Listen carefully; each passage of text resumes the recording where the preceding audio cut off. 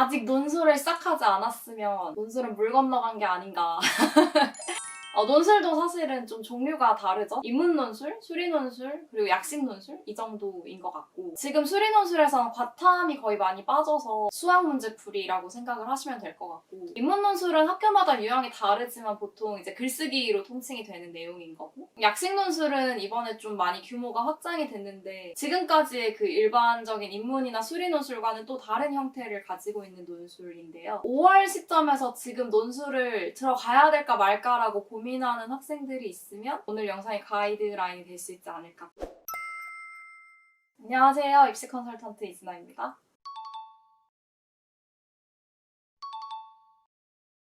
기본적으로 글쓰기에 해당하는 역량이기 때문에 조금 빠르게 글을 읽고 글을 쓰는 것 자체에 크게 거부감이 없는 학생들이 편하죠. 숫자로 확인을 하자면 일단 국어 등급? 그래도 모의고사 국어 등급이 어느 정도 안정적으로 나온다라고 했을 때 입문논술을 준비하시기가 훨씬 편하실 것 같고, 사실 입문논술 같은 경우에는 학교 유형을 파악해서 기출이나 이런 것들을 계속 풀어보고 피드백을 받는 과정이 되게 중요해요. 입문논술 같은 경우에는 거의 한 2학년 겨울방학쯤에 특강이나 이런 걸로 시도를 해보시는 학생들이 많기 때문에, 그리고 이게 갑자기 배운다고 실력이 확 늘어난다거나 그런 느낌을 좀 덜 받는 요소가 있다고 생각을 해요. 그래서 지금쯤이면 한 번쯤 입문논술 문제 풀어보고 피드백 받는 과정 정도는 있었어야 하지 않나, 그걸 통해서 본인의 입문논술 가능성을 좀 파악했었어야 하지 않나.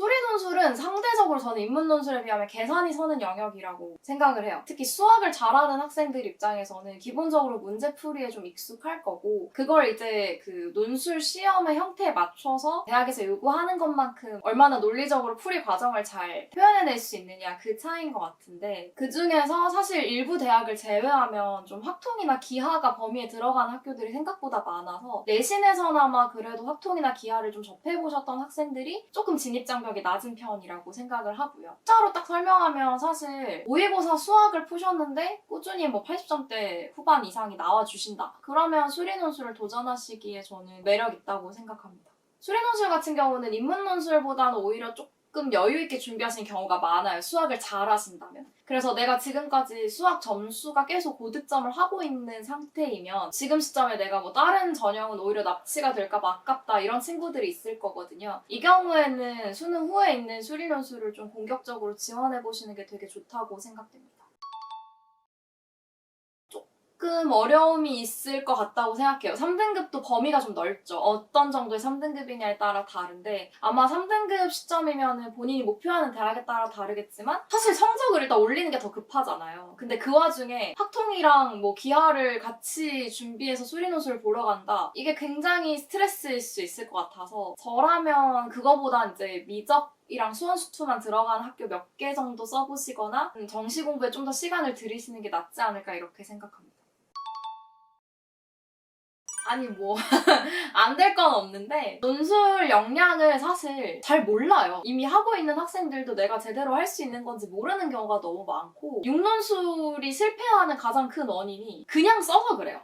논술학원을 다니지도 않고 논술 문제를 제대로 풀지도 않고 정시 대비를 제대로 한 것도 아니고 뭐 어떻게든 되겠지 이러고 그냥 육논술 뭐 연고대부터 쫘라락 쓰면은 뭐 강탈이죠. 그거는 제일 의미 없는 육논술인 것 같고, 사실 꾸준히 논술도 학원을 다니면서 나랑 맞는 학교의 기출이 어떤 건지 피드백도 좀 받아보고 내가 실제로 맞출 수 있는 최저를 고려해서 원서를 좀 합리적으로 배치하면 저는 육논술도 할만하다고 생각합니다. 특히 뭐 학생부 종합이나 교과 역량이 너무 안 좋거나 정시를 베이스로 가는 학생들이 수시카드 6장을 버리기 아까운 경우라면 더더욱 도움이 될 것 같아요.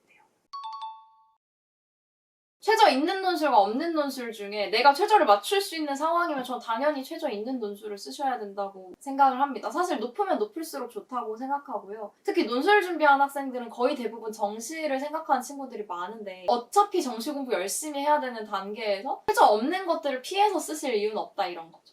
아까 수학 3등급 얘기를 했는데 전 과목이 3등급 수준에서 머무르고 있고 여기에 논술에 좀 과투자를 하기 어렵다라고 하는 학생들은 약식 논술을 좀 긍정적으로 고려해보시는 것도 좋을 것 같아요. 올해 신설되기도 했고 가천대는 원래 계속 운영을 해오고 있었는데 규모가 좀 늘어서 사실 학생들이 되게 많이 지원하기 좋을 것 같고요. 지금 가천대, 삼육대, 상명대 이 정도가 같이 준비하실 수 있는 권역이기 때문에 최저도 3등급 정도고, 학생들 입장에서 이거는 수능 특강을 베이스로 하는 시험이다 보니까 수능 준비를 어차피 하시는 김에 약식 논술을 같이 끼고 갈 수 있다는 점이 되게 매력적인 것 같아요. 인문이나 수리 논술은 추가적으로 뭔가를 해야 되는데 약식 논술은 내가 모의고사 공부를 꾸준히 하면서 어차피 2등급을 향해 달려가는 과정에 같이 안고 가기가 좀 좋다는 점이 있고, 특히 가천대 같은 경우는 수능 후에 시험을 보니까 작년 같은 경우에 수능 후에 막 특강을 듣거나 하는 학생들도 되게 많았거든요. 그래서 이 약식 논술 같은 경우에는 조금 시간적으로도 여유가 있으니까